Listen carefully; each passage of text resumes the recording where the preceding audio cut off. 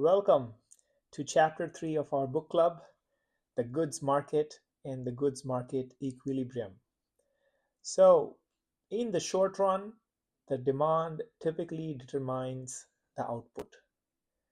What aggregate demand you have in the country is what determines the output. So, that's the key summary of this entire chapter. So, if you remember one thing, it is how much goods and services people demand is what gets produced or what gets created. Yeah, simple intuition, but we will see how that works in more detail. Yeah, demand typically drives the output of what gets produced. Yeah, so aggregate demand is the sum total of all finished goods and services demanded in an economy. Yeah, so my demand, your demand, what do you what do we all want is aggregate demand. Yeah, so when we look at what everyone wants, that drives or that determines what gets actually produced, because there is a need. You all we all need something, and when we have a need, there is an entrepreneur out there who would actually build that for us. Yeah, so demand drives output. That's the one line summary, and let's actually go in more detail now. Yeah, so in the goods market, so when I say goods market, it's goods and services. Yeah, so goods and services, goods market. When we see an increase in demand, meaning more and more people want to, let's say, buy an iPhone. Yeah, and so what will happen then is that Apple will produce more and more goods, more and more iPhones. Yeah, so an increase in demand leads to expansion in production capacity for those goods, because those producers know that their products are in demand. So what happens is it starts typically with an increase in demand. So there is an excess demand than what it was previously, which leads to the producers, the manufacturers, to produce more. Excess demand leads to expansion in production capacity, which leads to those people who produce more will need more people. To hire those people, you have to, in an aggregate basis, increase the net income that all of those people will make after producing more goods. Yeah, so if Apple were to set up a new factory, it will hire more people. Yeah, so increase in production capacity leads to an increase in factor income. So capital is a factor, labor is a factor. So there are folks who just work in these factories, let's say, and they work for a wage, and so they get labor income.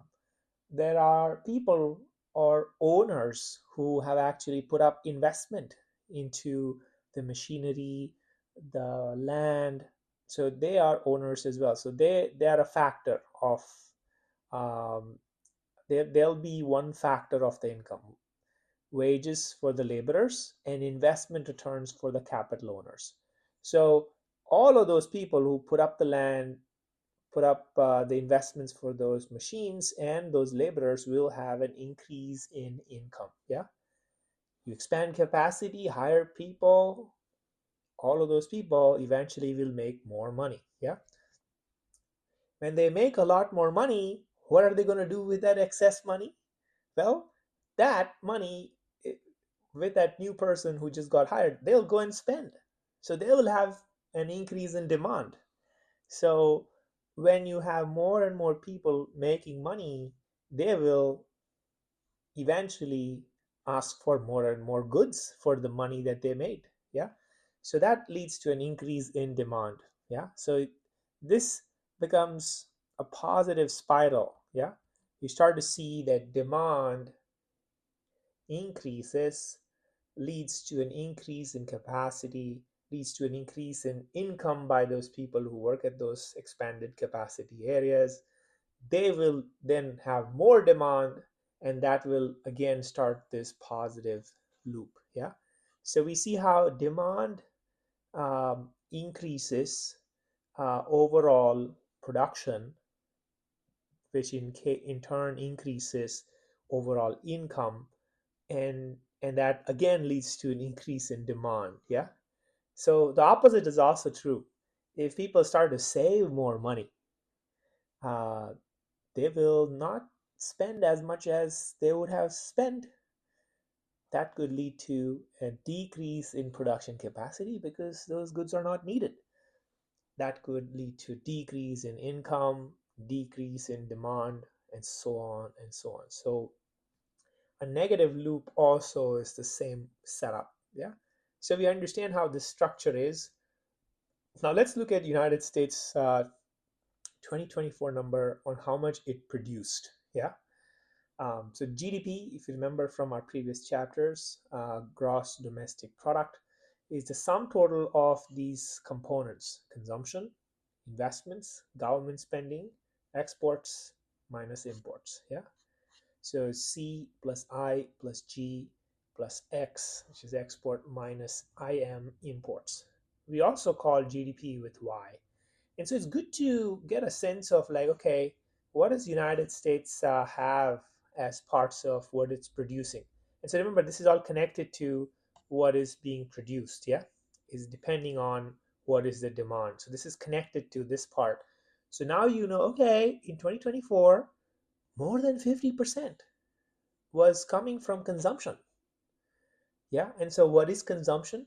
It's consumption of goods and services by consumers, you and I, consumers.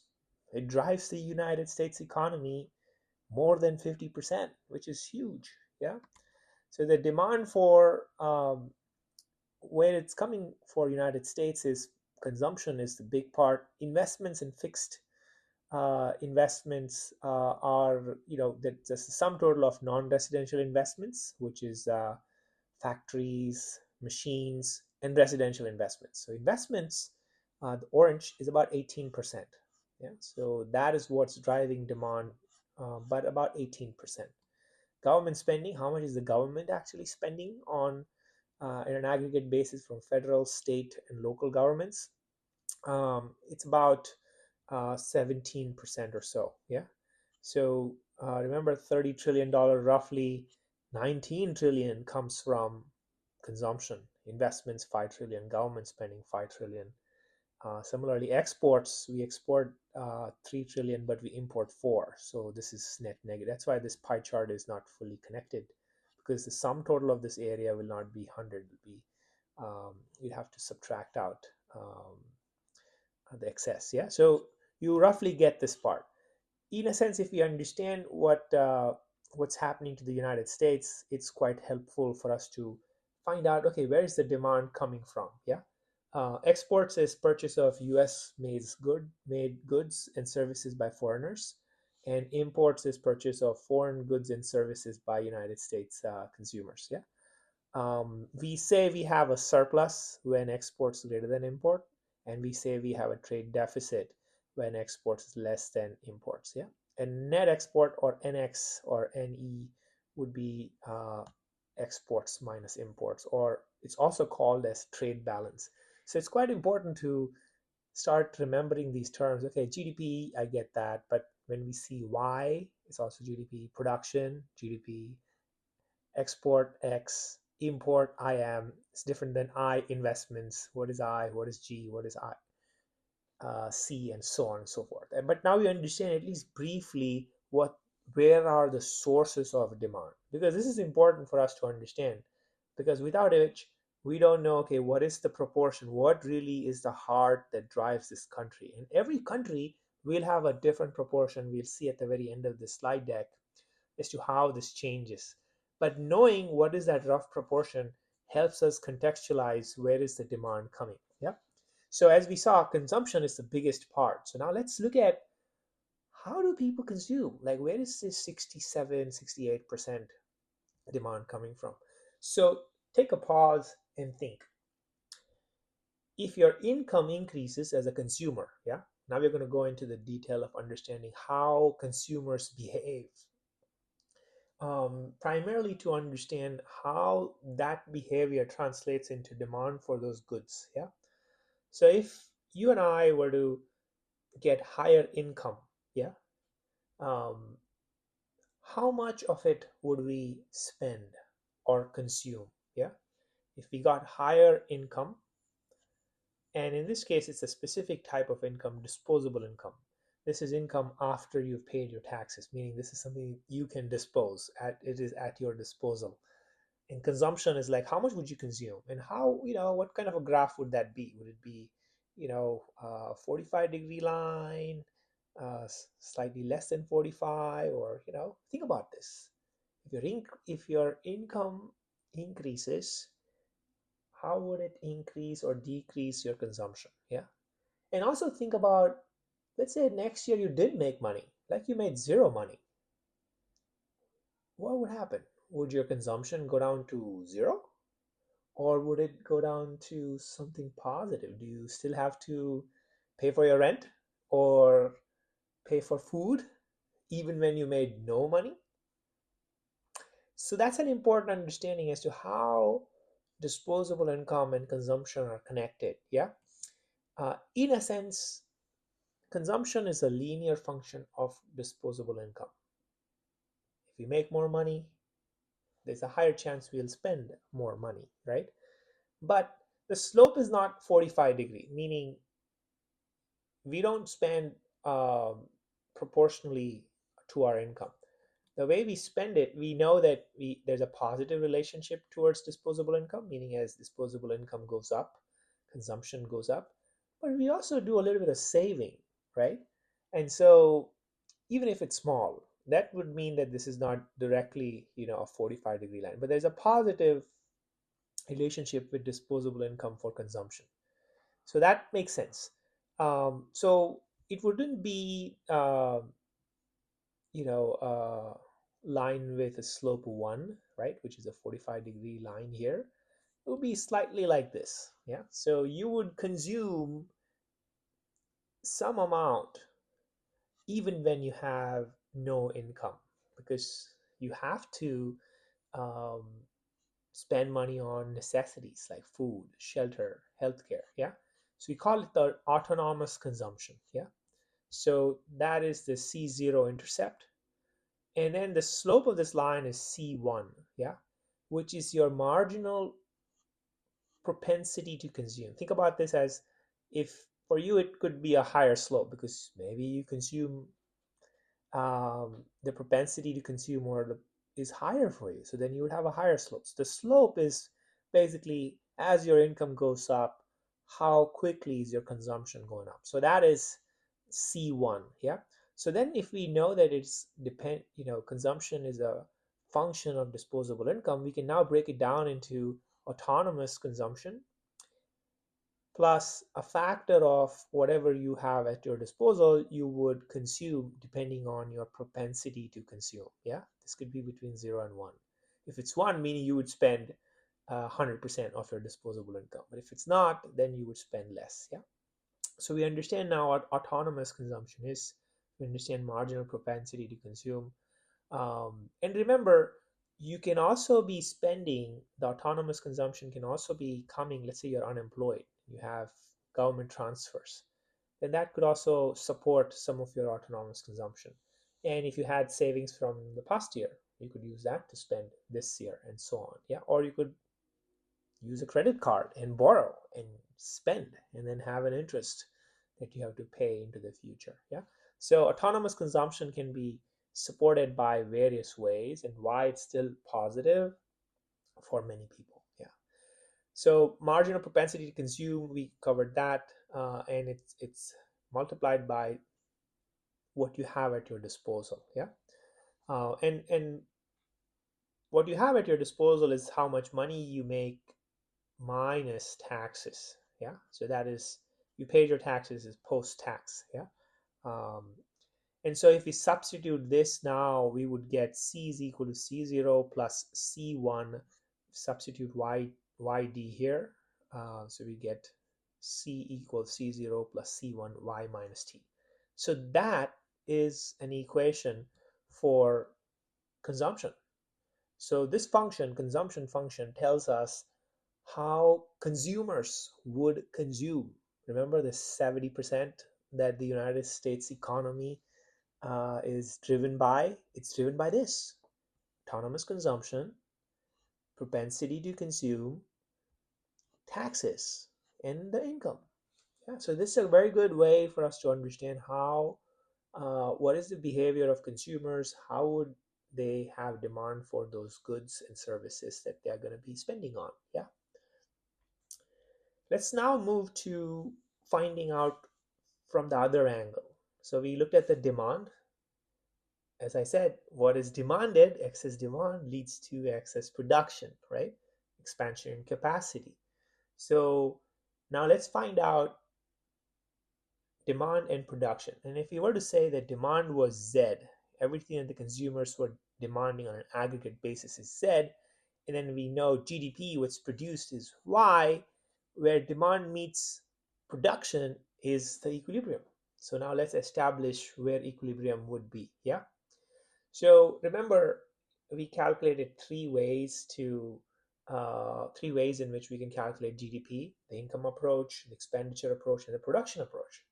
So income approach and expenditure approach and production approach, so these income, they're all essentially are the same. So if I were to ask you now, um, I already showed you, but so this is a clear line that we can now draw. Remember, production is equal to income, right?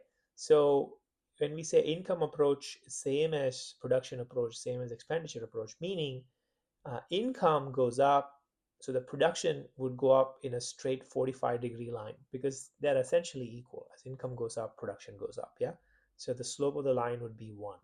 So this will help us understand, okay, how will production go up? Yeah. And it goes up in this 45-degree line all the way up to the right. So we looked at the demand, consumer demand, and now we are looking at production. Yeah. And where they both meet is the equilibrium point. So now if I were to overlay the demand that we looked at, remember the C0 autonomous spending, the C1 propensity to consume, and aggregate demand, the Z, the consumption. Yeah. So this line, which is what we developed earlier, and the production line where they meet, that is where the equilibrium is. Yeah. This is where what you produce is what is equal to the demand. Yeah. So this establishes equilibrium, which is super important for us to understand because that tells us how the economy will produce the goods that are needed. Yeah. And what happens, especially when spending goes up, and we will see in the future slides that over time consumption has just gone up over and over in the United States more and more. So what happens when consumption goes up? But that only we can only do that if we understand, okay, how is the consumption pattern? We know how to plot this line. Then we also know how it's the production, and then eventually we can ask ourselves, okay, what happens when consumption goes up? Autonomous consumption goes up from C0, which was this intercept, to this one. And so, in a sense, the aggregate demand went up, let's say, by $1 billion. Yeah. So what happens here is when there is a rise in autonomous consumption, which is what's happening in the United States, we quickly see that the first shift happens from A to B, which is the autonomous consumption goes up. We see an increase in production. Yeah, you see A to B, production goes up from here to here. Yeah, so production went up. So that was the first step. So an increase in demand leads to an increase in production. We just saw that earlier. Remember that chart? But now we are able to see this mathematically and also over the graph. So that's the first shift that happens. Production goes up. Yeah. When production goes up, the income associated also goes up. So B to C. So the income goes up by this magnitude. Yeah. So when income goes up, there's another second round in increase in demand. Yeah. So this demand also goes up. Yeah. So the aggregate production again goes up. So that's C to D. And then again, income goes up, demand goes up. Income goes up, demand goes up. Yeah. And then it converges at this new equilibrium point. And as you can tell, it has to converge even though there's this continuous positive loop. And this geometric series, we can after n plus 1 rounds find out that this value would be 1 over 1 minus c1. Yeah. So that's what we call the multiplier. Yeah. So as to how much did it actually go up? So in a sense, an increase in demand. So remember, C1 was the slope, yeah, of this line. So 1 over 1 plus C1 is the multiplier, yeah. And I've covered some of the things in the appendix that tells us how we actually can calculate how much it goes up. So the appendix behind the book covers a lot of this. I think it's appendix 2. The first appendix is about the US national accounts. The second one is the that covers some of these equations as to how these geometric series actually end up with this. And then the third one in the appendix is about econometrics, how economists use econometrics to find out how these systems change over time and how what are the ways and tactics that they use. Yeah, so that's where this 1 over 1 plus C1 comes. But in a sense, it's demand increases leads to increase in production, that leads to increase in income, and there's this loop again that leads to increase in demand production income, demand production income. Yeah, and that the magnitude by which it goes up is 1 over 1 plus 1 minus C1. Yeah, so in an increase, the key takeaway from this, an increase in output that is larger than the initial shift in demand by the factor of the multiplier. So if the autonomous consumption goes up by a billion, yeah, uh, the overall increase is much larger, right? In because of the multiplier effect. How much larger? Let's derive it mathematically. Um, but in a sense, we know y is equal to c plus I plus g plus x minus m, consumption, investment, government spending, exports minus import. And let us do some model simplification to really derive this, because let's imagine that we are a closed economy, meaning exports equal zero, imports equal zero. Yeah, so then both of these terms are zero. Let's also imagine that the investment is exogenous and it's given, fixed. Yeah, so having made some of these model simplifications, we can actually get to, okay, all else equal, what is the impact of this change? Yeah, so assuming closed economy, assuming that investment is exogenous, uh, and we can find out what is the value, right? So we know we've derived this earlier in this video, which is c consumption is equal to autonomous consumption, propensity to consume, y minus t, because that's the disposable income. And we've assumed these factors. So now we can substitute this here, which is, so y is equal to c. So substitute c um, over here. Yeah. So substitute c over here. So you get y is equal to c0 plus c1 y minus t plus, and make I equals I bar and plus G. Yeah, and both of these are zero. So then from this, we are able to get this relationship. We can also rewrite this exact same thing as y as a function of this multiplier, 1 minus C1, C0 plus I bar G minus C1T. Yeah. So now in this case, we start to see that this becomes the multiplier and this is the autonomous spending. Yeah. That happens in this setup.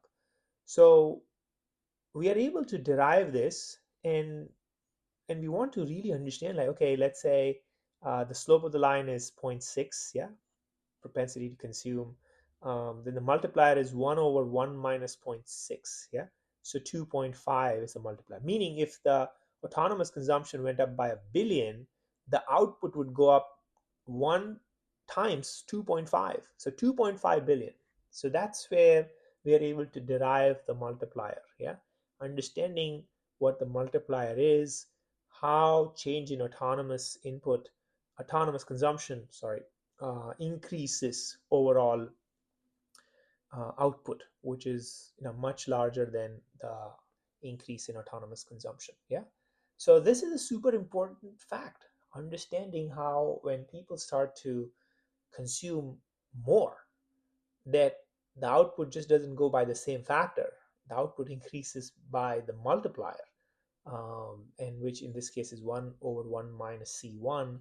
So that's 2.5 in this case. So the output eventually goes up by 2.5 billion. Yeah. So using this, we are able to calculate this. And practically, if you all remember the Lehman Brothers bankruptcy, primarily because of fear that was induced. People started worrying when they saw about the bankruptcy that this is yet another uh, potential Great Depression coming in front of them. And so what happened is, because of those worries, they decided to start to save more and more money. So if you see, when the bankruptcy happened, the disposable income stayed the same, but the consumption went down sharply. Yeah. So much so that even in Google Trends, you can start to see that people are querying about Great Depression, and then that spiked up significantly. And remember, why is this important? When consumption goes down, remember, United States, 60-70% of the economy is driven by consumption. So if this has a drop, this is massive, almost a 10-point drop. So remember, when a billion of autonomous consumption went up, the economy had a 2.5 billion in output. So in this case, there's more than like 13% drop. So that could also have a multiplier effect in terms of output reducing. Yeah. So this is where we are able to use some of these leading indicators to find out that, hey, consumption, which now, okay, drives big part of the US economy, and we understand the multiplier effect, and that can connect the dots as to, oh, output will go down much more because of that loop that we just covered together. Yeah. So super super important to understand, okay, when the crisis happen, how how it impacts the economy. The last part is, another way to look at the goods market equilibrium is through the lens of investments equals savings. Yeah. Whatever in an aggregate the country saves is going to be what it's going to be able to invest. Yeah. So you should be able to arrive at the same formula for the goods market equilibrium using the investments equals savings angle. Yeah. So we call it, so far in the first half of this video, we looked at production equals demand. What gets produced is what is excess in demand, is what's going to be expanded capacity, more income, more production, and so on. But we can also do the same using investments equals savings. Yeah. So now we're going to look at 1 minus C1 as the propensity to save. Yeah. And let's derive this for all of this. Remember, it's a short run economy. So savings is what is your disposable income after income minus taxes minus what you've consumed so far with me. You had your disposable income, which is after your taxes, and you take out from it what you already consumed. What remains is your savings. Yeah. So that is same as saying what is your income minus taxes minus consumption. So we also know y is equal to c plus I plus g plus e um, plus e minus im, but e and im are 0 as we assumed earlier. Then y is equal to c plus I plus g. Yeah. If I now move c on this side, then we get y minus c, and then subtract t from both sides. We can rewrite this equation as this, which is y minus t minus c is equal to I plus g minus t. Same thing. Yeah. We know the GDP equation from which we can derive this. We know the savings now. So then savings equals I plus g minus t, or I, if we rewrite this, um, because I'm gonna, if you see y minus t minus c is equal to I minus g plus t, so I just substitute s is equal to y minus t minus c. So then s is equal to I plus g minus t, and I can rewrite this as I is equal to s plus t minus g. Yeah. So investments directly is connected to savings. So that is huge. But then how does that lead us to the same equation? Let's expand this. Remember, S is equal to Y minus T minus C. And we also know consumption is autonomous consumption, marginal propensity to consume, Y minus T, disposable income. So if we substitute all of that, we get S. So substitute C here. We get Y minus T minus C0 minus C1 Y minus T. So we get um, savings as income minus taxes minus propensity to consume Autonomous consumption minus propensity consume times disposable income. Again, I can rewrite this as this one, yeah, take out 1 minus c1 as a factor inside. So this is same equation as this, except that I have rewritten it. And if I substitute this here, yeah, I can get, instead of, so now I have S savings, I'm going to substitute S here, and then I can get I is equal to this entire thing plus T minus G. So I get I is equal to that. And again, we arrive at the same equation. If I rewrite this in terms of Y, we get the multiplier times autonomous spending. Yeah. So same setup, we can arrive at how much is the multiplier effect. So we can get the same way, either looking at production equals demand or investment equals saving. Yeah. But remember, all of this is true in the short run, um, because if you think about this, what does this mean? I equals S plus T minus G. This is the most important part, right? So I is equal to S plus T minus G. We know that in the short run, it's difficult for um, I, G, and T to change, correct? Think about this. How in the short run, which is less than a year, can you make a lot of investments and have those investments actually be productive? Very hard, because it takes maybe some time to just actually have them up and running or procure them. Government policies, how easy is it to change those government policies? There's lots of legislation work, approval, implementation. That's also hard. Taxes, that's super hard. you know Governments could change because they increase or decrease taxes in some way, right? So all of these three things are super hard to change in the short run. What does that tell us? That tells us that um, savings does not change at equilibrium. Again, savings does not change at equilibrium in the short run, primarily because, let's say, if people start to private savers, you and I, you can think, hey, I'm going to start saving more money. True. What happens when you start saving more money? As you start saving more money, what happens to your demand? The demand goes down. So when the demand goes down, what happens? Remember that circle?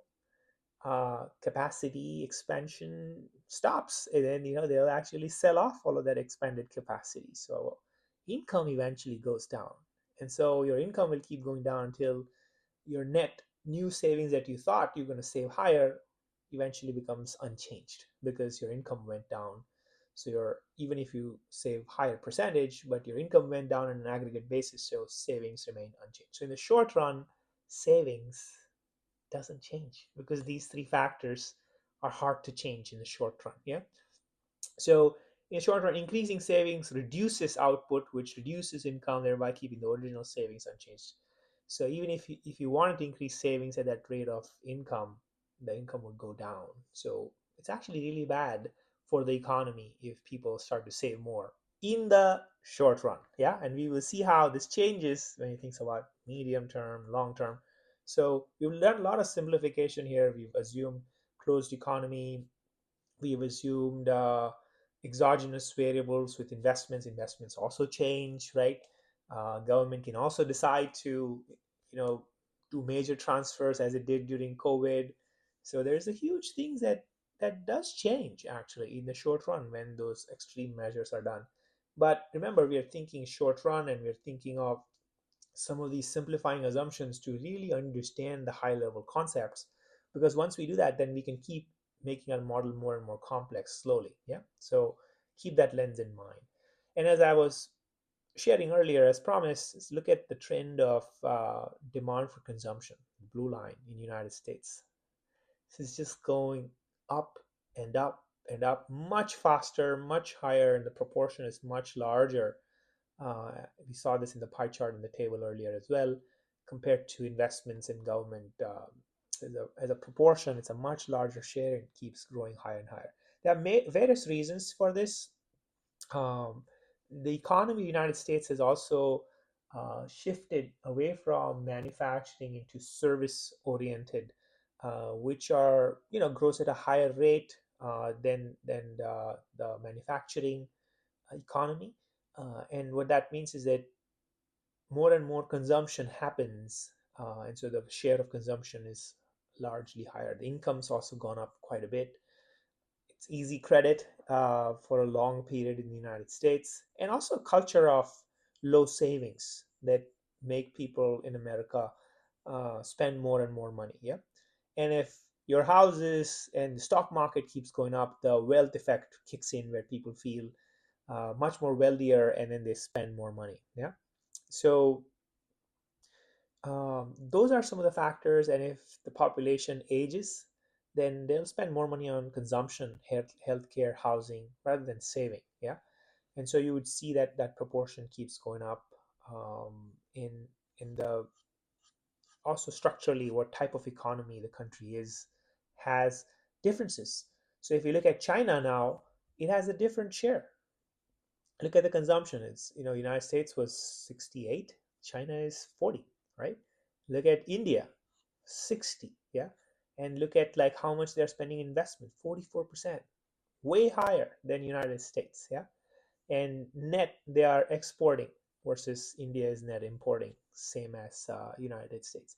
So the key takeaway, folks, understand that this is a consumption is a big part for any economy. We looked at United States in a lot of detail, but depending on your country, it could change. And so knowing, okay, what drives this country, what are the factors, getting that data, understanding that in context, and then knowing how autonomous spending increases by the multiplier effect on the overall output. That whole link is super important, as we discussed it here. And so again, hopefully this message is pretty clear. In the short run, again, underline the short run, the demand typically determines the output. Yeah. All right. Thanks. I'll see you all in the next chapter. Bye.